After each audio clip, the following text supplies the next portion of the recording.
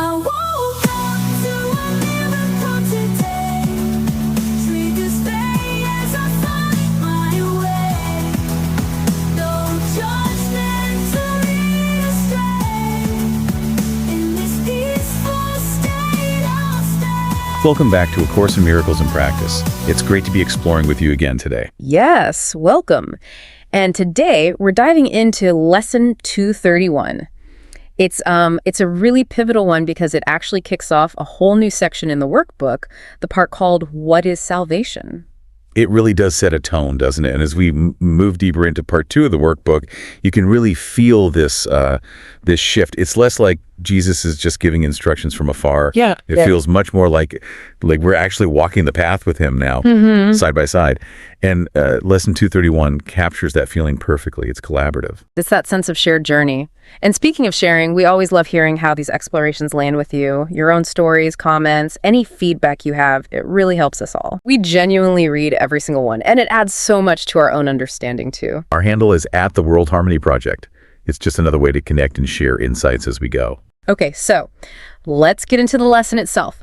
Lesson 231, the title is just incredibly direct and powerful. Father, I will but to remember you. Wow. Just that sentence. Yeah. And then the first paragraph. What can I seek for, Father, but your love? Perhaps I think I seek for something else, something I have called by many names. Yet is your love the only thing I seek or ever sought? For there is nothing else that I could ever really want to find. Let me remember you. What else could I desire but the truth about myself? And then the shift in the second paragraph. This is your will, my brother, and you share this will with me and with the one as well who is our Father. To remember him is heaven. This we seek, and only this is what it will be given us to find. You know, the first thing that jumps out at me listening to it again is how clearly you can hear those two distinct voices. That first paragraph, speaking directly, honestly to the Father, is our voice. Absolutely. It's that heartfelt yearning. And then boom, the second paragraph, that's clearly Jesus stepping in. It's like he hears our prayer, hears that deep desire, and immediately affirms it. Yes, that's it. That is your will. It's such a beautiful dynamic. It's not just instruction, it's relationship, it's dialogue. And it immediately sets up this reframing of salvation that the Course offers. I mean, before, my idea of salvation was pretty standard, I think. Well, me too. Completely. I thought it was about God, swooping in to rescue me from whatever mess I was in, like fixing the external stuff. Exactly. God as the cosmic problem solver. Yes. Like student loan debt was a huge one for me. I spent so much time praying for a miracle check to arrive in the mail. Oh, I get that. That was salvation to me then. God fixing that specific external circumstance that was causing me so much anxiety. And that's precisely the lesson's point, isn't it? Perhaps I think I seek for something else, something I have called by many names. Your student loans, my desire for a better job back then, someone else's wish for a relationship. Those were the many names. Exactly. They were the stand-ins. The Course helped me see that what I was really seeking wasn't actually the absence of debt. It was the feeling I thought the absence of debt would give me. Which is? Peace, security, freedom from that constant worry, which ultimately is just another way of saying I was seeking God's love, the only real source of that peace. Right. The loans were just the name I gave to the perceived obstacle to that love, that peace. And knowing this, it really changes things. Even how I interact with, say, the loan servicers now used to feel adversarial, like they were the enemy keeping me from my peace. The obstacle. But now I try to consciously remember Jesus's words from the lesson. This is your will, my brother. It shifts the whole energy. Yes. Well, it helps me see that the person on the other end of that call, or the person processing that paperwork, they're fundamentally seeking the same thing I am. God's love, peace. Even if they're totally unaware of it and just focused on doing their job within the dream. Exactly. They're playing a role, just like I am. But underneath that role, their true will is the same as mine.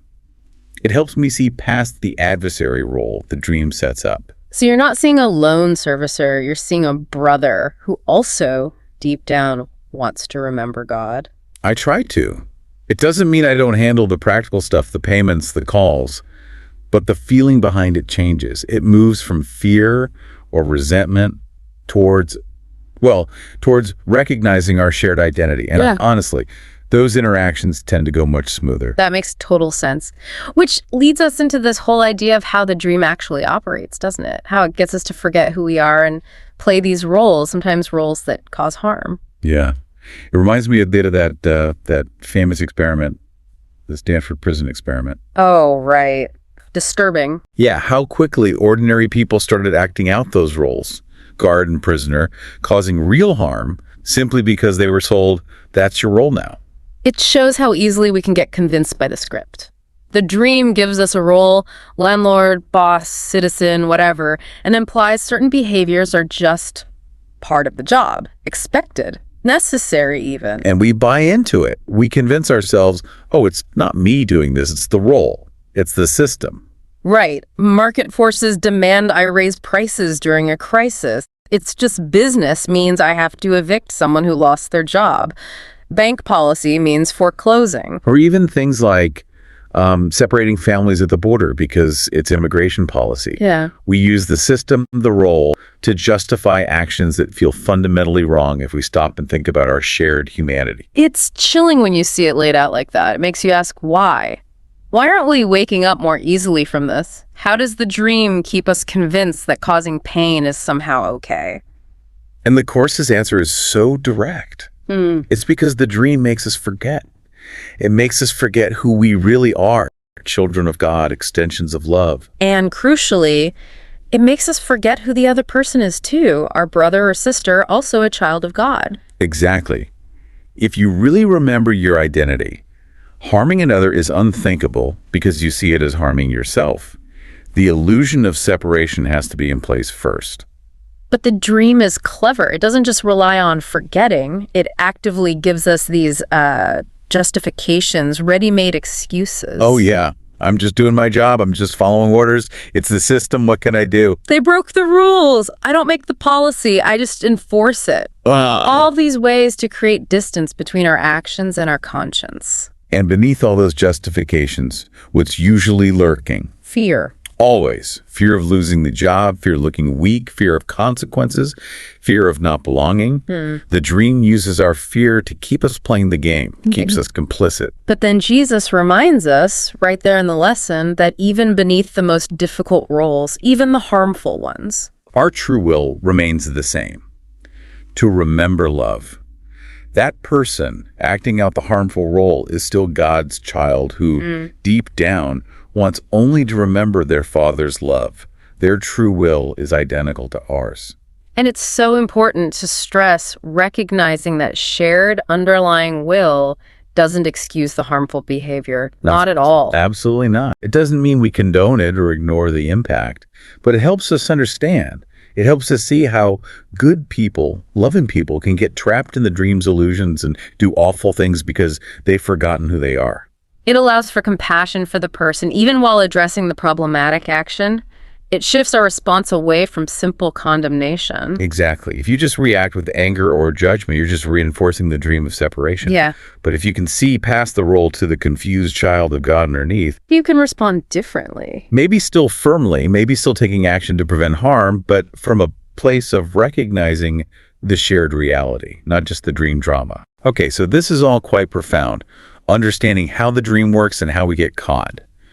But what does this look like in practice? How do we actually use this understanding day to day? Right. We need some really practical steps. When you're in that situation, witnessing harm or feeling pressured to cause it, what do you actually do? Let's break it down. The course is always practical. What are the steps we can take using Lesson 231 as our guide? Okay, step 1, just pause, stop, notice what's happening inside you and outside you, the feelings, the thoughts, the pressure.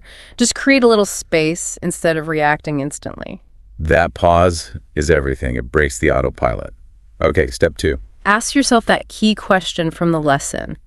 What am I really seeking here? What do I really want? Go underneath the surface drama, the role's demands. What's the real desire? And the answer is always, ultimately. God's love, peace, security, connection. Remembering that cuts through the ego's noise. Okay, step 3. Remember who you really are. Actively recall it. You are not just this role, this job title, this temporary situation. You are God's child, eternally loved and loving. you've just forgotten for a moment. Reclaim your true identity. I like that. Step 4. Remember who the other person really is. See past their role, their behavior, their fear. They are also God's child, your brother or sister, seeking the same love, even if they don't know it. Seeing the shared identity. Okay, that changes the dynamic internally. Step 5. Now, take whatever action is needed, but ground it in love, not fear. Maybe that means refusing a harmful order. Maybe it means finding a compassionate workaround. Maybe it means intervening or speaking up if you're a witness. The action comes from remembering, not reacting. So the action itself might look similar sometimes, but the source is different. It's coming from connection, not fear or obligation. Exactly. And finally, step 6.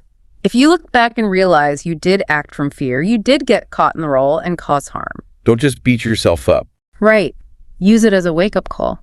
The lesson is, Father, I will but to remember you, not Father, I will condemn myself for forgetting. Guilt keeps you stuck. Remembering frees you. See the mistake, learn from it. Choose remembrance now.